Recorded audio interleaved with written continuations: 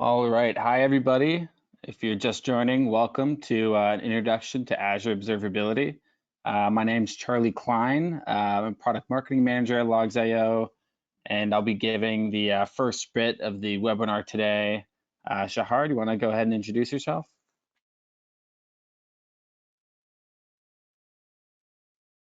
Yes, thank you, Charlie. My name is Shahar. I'm the Director of Technical Alliances at Logz.io, and I will provide you a live demonstration so for you to see the platform. Great. So just a couple of housekeeping items really quick. Feel free to ask any questions you have throughout the presentation in the chat box. We'll address those later. We'll have a Q&A session at the very end. So let's get started here. Thanks again, everyone, for joining. First, let's just do a quick overview of the agenda, what we want to cover today. So we're gonna attempt to first answer the question, why bother, right? Why is it important to gain observability into your Azure environment? We're gonna go over obviously how to do it with Logz.io, or sorry, how to do it with common open source components such as ELK Stack, Grafana. Why that's not always so easy and what to do about it. All right, so let's first cover just the three jobs of observability. What should observability accomplish? So we like to break it down into three basic categories. It's monitor, troubleshoot, and secure your distributed cloud environment. So when we say monitor, what we're really talking about is collecting and analyzing logs, metrics, and traces. And we're collecting that information so that we could identify production issues or security incidents in our distributed Azure environments. Logs, metrics, and traces are all good for different kinds of insights, and we'll go through those different insights today. So after you identify a production issue, you have to diagnose it, right? You have to figure out what's actually going on so that you can resolve the issue. And to do that, that's where logs are really going to be the most helpful. Logs offer the most descriptive information of what's going on in your environment, and that's why it's usually easiest to investigate problems by investigating your logs. And finally, we think security should be under the umbrella of observability because, to secure your environment, you need to know what's going on within your system and how users are interacting with your system.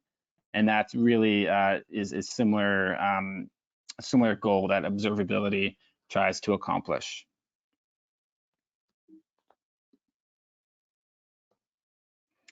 All right, so this isn't always too easy, right? There are challenges in modern Azure environments, and they all have to do with the introduction of Kubernetes. Environments are getting more distributed.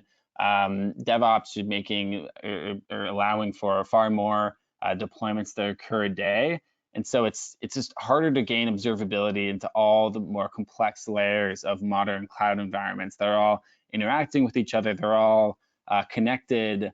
Containers will be created and killed within seconds. It's hard to understand where data is even coming from, and even harder to actually isolate that data to make it clear when a production issue is occurring.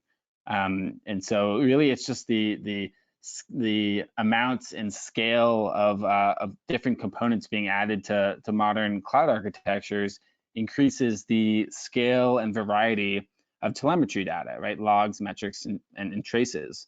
And that makes it far more difficult to gain observability into Azure environments.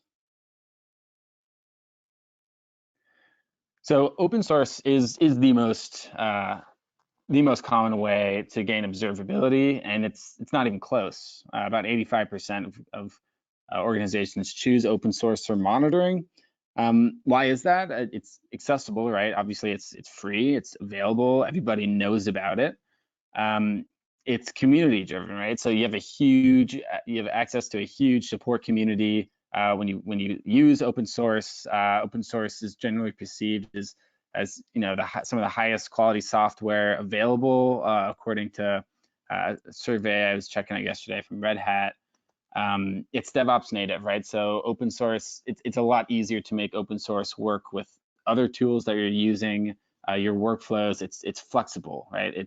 It's easy to, more engineers are likely to know how to use open source compared to, your run-of-the-mill proprietary solution. So these are just some of the reasons. Everyone has their own reasons why they prefer open source. These are some of the ones that we think are most popular.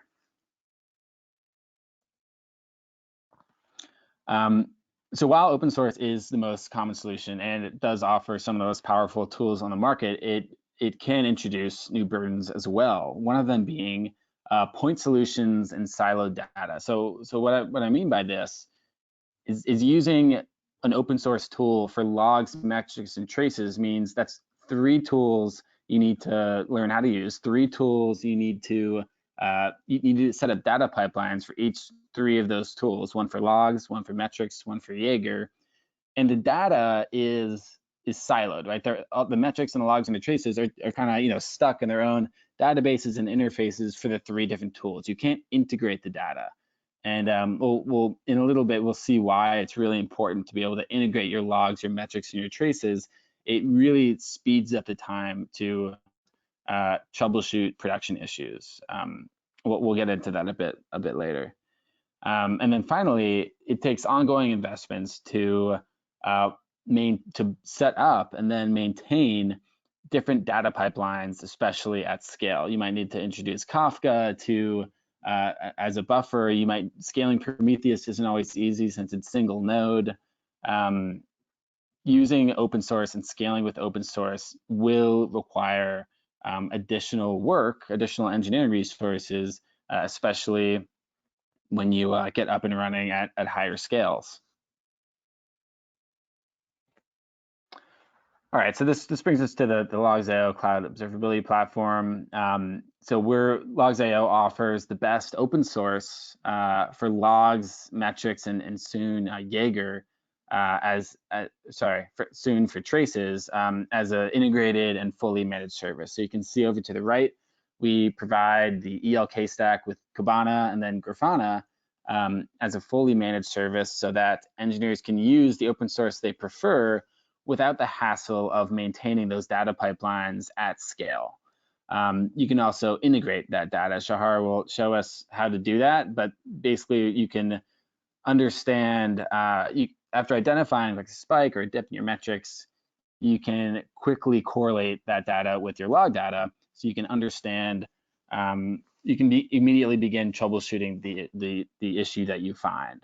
So you can immediately correlate the logs associated with your metrics. That's something you wouldn't be able to do if you're using the ELK stack and Grafana as separate point solutions.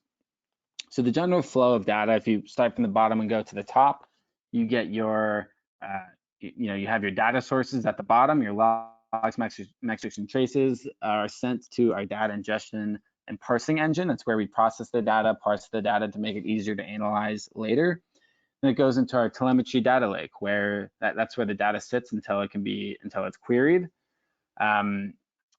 It's queried on our pre-built monitoring dashboards, right? These are monitoring dashboards built on Grafana and Kibana. And we've just pre-built dashboards based on the most common technologies like Kubernetes, maybe Azure VM, Sentinel, all Docker, Jenkins, all your popular DevOps technologies. So I hope that all makes sense.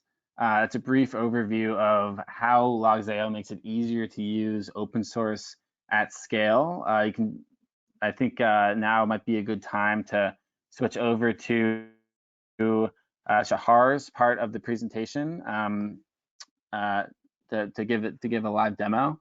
So Shahar, I'm going to make you the presenter. Just one moment.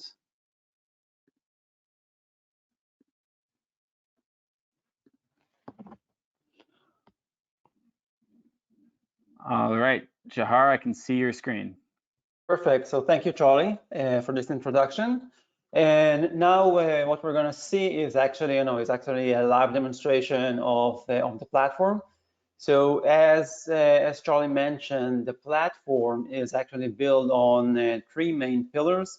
which is log analytics that is built on the ELK stack, utilizing Kibana as the visualization tool. Monitoring to provide you with the visualization of your metrics, and Jaeger to provide you with the visualization for your tracing. If times allow, and if it will be of your interest, please just pop a question on the chat section, and we can also kind of take a quick look on the Cloud SIEM. So when you work with logs, you work with 1,000 types of logs. You work with an increasingly growing amount of logs that you need to monitor, you need to troubleshoot, you need to dive into them on a daily basis. This is a extremely difficult task, and the way that we envisioned a simple way to actually tackle this mission is to start with just viewing your metrics, viewing the trend of your operations, in order for you to be able to see if everything runs as expected, and to simply and clearly identify any anomaly in your environment. So this is why I would like to start with the metrics tab, and this is the infrastructure monitoring.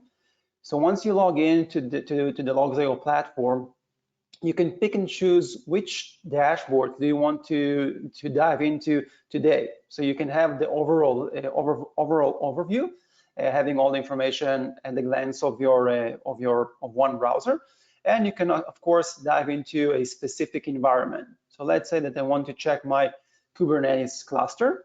So I'll just pick this dashboard, and quite instantly I can see the statistics that relate to this specific cluster. So I can see how many running containers, if any of the container was terminated or is on a waiting status, and of course other statistics around the operation of this cluster.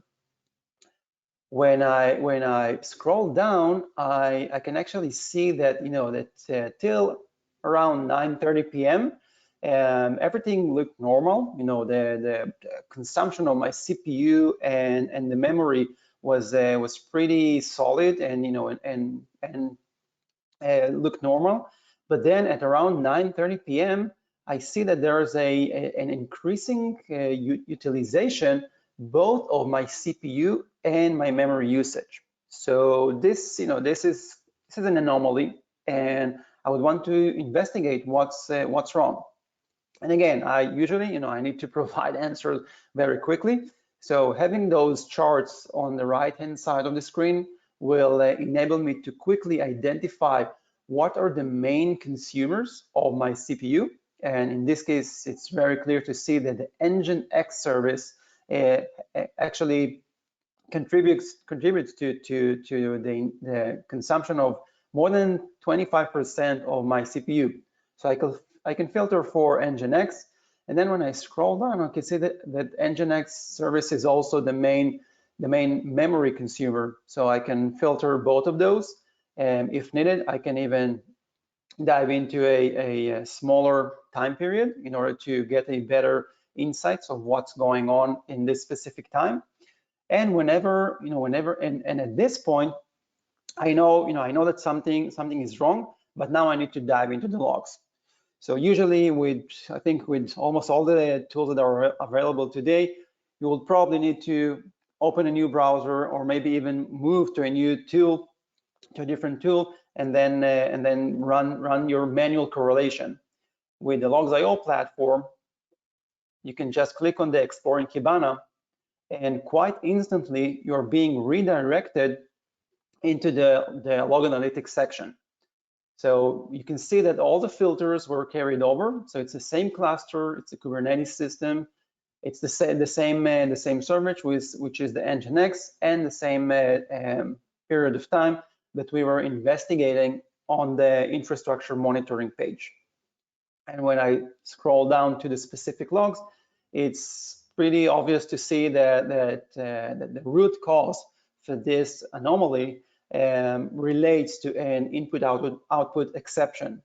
So this was a very helpful investigative mechanism that is built into the system, and this is thanks to the fact that all of the data resides on a unified data lake. Now at this point, I can even click on the create alert and simply create an alert based on this query. I can set what will be the thresholds, and I can set even a addressee to get the alert on real time. So in future occasions, I won't even need to go and check my monitoring page, but I will get a notification to my email, to my Slack channel, or to some other tool that I'm working with in my organization.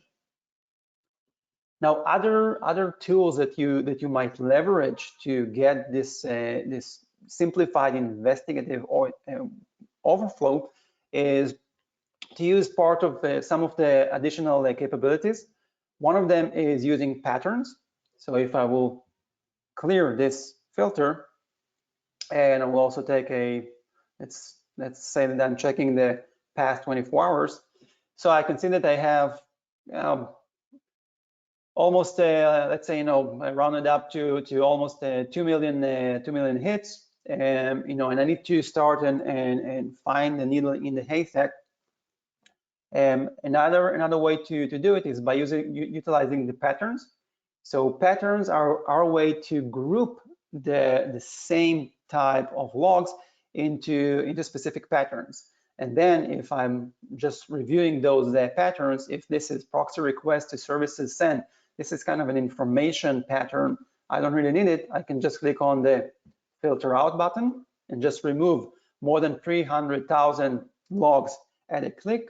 And I can also just check the other patterns, and if there's an error and I want to investigate this one, so I can filter for a specific pattern, and you can see that in 2 clicks I reduced the number of hits significantly to less than 7,000 hits. Additional tool that you might leverage is the ability to gain the help of artificial intelligence, or more specifically machine learning. So we built some capabilities around machine learning in our platform in order to help you find potential issues that needs your attention. So what the example that we saw before was we found some issues, and then we utilized those conditions in order to create an alert. When we check insights, we are actually being notified on potential issues that the system surface up in order for us to investigate and decide if we want to include them as part of the condition to trigger those alerts. So the way we do it is we actually crowdsource the engineering community, and we check forums like Stack Overflow and GitHub, and when we see trending discussions around a specific topic, we carve out the evidences and the indicator for these issues. We bring it back to your environment, and then if we see a match of those conditions and those indicators in your environment, we will highlight them over those insights. So if you can see down below, I can see the new insights that are provided for me. Those are marked with a white background, and I can decide if I want to include some of them. So let's include IO exception and error SSL, and I can plot those insights, those cognitive insights, into my representation of the time flow of my workloads, and then I can actually dive into a specific time frame and correlate between those insights. So I saw the IO exception that I plotted into my timetable, and then I can just go back in time and see what was the last activity that took place in maybe deploying a new version or a CI/CD activity that was recorded in this insights page. So again, checking those insights and then correlating them to my development activities can help me again to identify if there is an issue with a specific version, and then I can just simply roll back to a previous version, fix this version, and then deploy a new and sanitized version to my production. Charlie, by the way, let me know if there are any questions from the audience. Sounds good. We were going to keep those until the end. Do you think you're ready for a Q&A, or anything else that you're hoping to show today, Shahar? Yeah, I would like to, as we are a fully managed observability platform, and it's not only logs and analytics, it's also security. So I will take like 2 minutes to show you the Cloud SIEM, and then we'll move over to question and answer. Just wanted to verify that there's no questions around operations before I jump into the Cloud SIEM. Okay, so not specific to operations. We have some general questions, but I think we can leave those to the end. Okay, cool. So let's take a quick peek into the security section.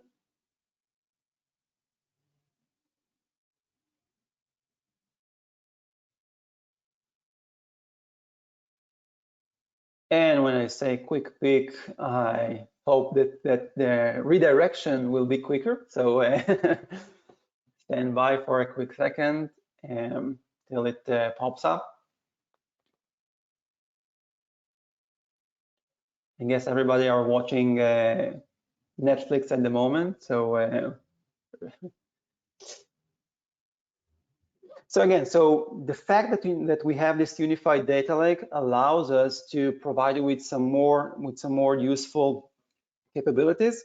One of them is related to security, and this is a Cloud SIEM that is utilizing the logs that you already have in your organization that are stored inside the Logz.io platform, and actually we can identify several types of events that occurs in your organization each day, and we can provide you those activities and those events in a concise visualization. So as you can see, you can get all of the recent access events, threat events, audit events, and endpoint events based on their geographical appearance, based on segmented into the types, the breakdown of the source of those events. Did we get it from an Nginx service, or maybe we got some feed that was tracked by one of the open source threat intelligence platform and alike. And of course, since everything is being stored in the same data lake, you can always just dive into a specific event, click on the investigate, and then you will see the specific logs that actually contribute to those listed events. Of course, you can control your reports, you can control your rules, you can modify one of the predefined rules, or even create your own rule, and you can also attach an alert for each of those rules. So whenever a new event is being identified for a specific rule, an alert will be triggered and will be sent to your designated endpoint. So I think we have like 4 minutes till we need to wrap up. So let's have some time for questions and answers. Sounds good. Thanks, Shahar. We do have a couple questions. First one is, how do you send logs and metrics to Logz.io from Azure? Okay, yeah, that's a fair question, and the way that you actually start and send logs into your platform is you'll go to this page, to this tab, this send your data, In this section, you can see all of the optional integrations that comes out of the box, and you can pick and choose which one do you want to activate. So if I'll go to Azure, I can, let's say, pick Event Hub, one of the most popular services that are being integrated. And then just when you click on the deploy to Azure, you will get this wizard to actually provide the needed information to have your subscription activated, and in a matter of minutes you will get all of your logs streamed into the Logz.io platform from Event Hub. You can include multiple instances of the same service, and you can of course just pick and choose several of your common services that you're using.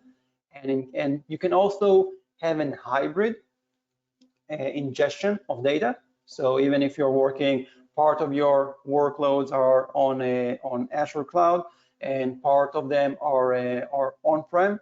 So you can use one of the open source shippers like FileBit or MetricBit in order to consume data from any type of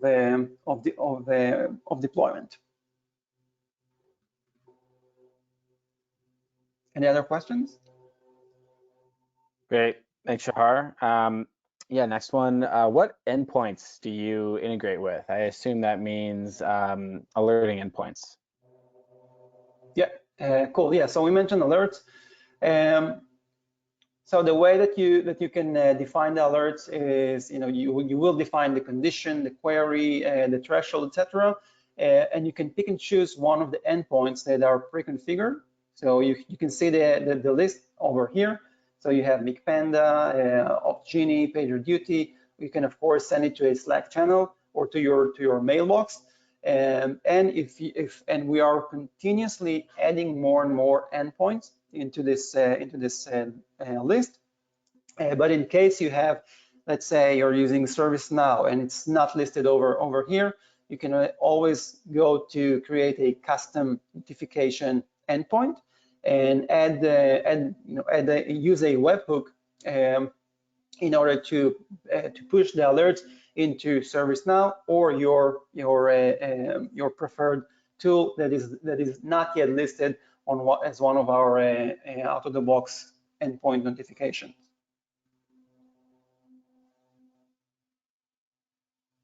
All right, that is all the questions, unless there are any more. Doesn't look like it. Thanks everybody so much for joining. You'll get a recording of this webinar sent to you afterwards, and I hope everybody is staying safe, staying healthy. Thanks for joining. Thank you very much. Stay safe. Bye, everyone.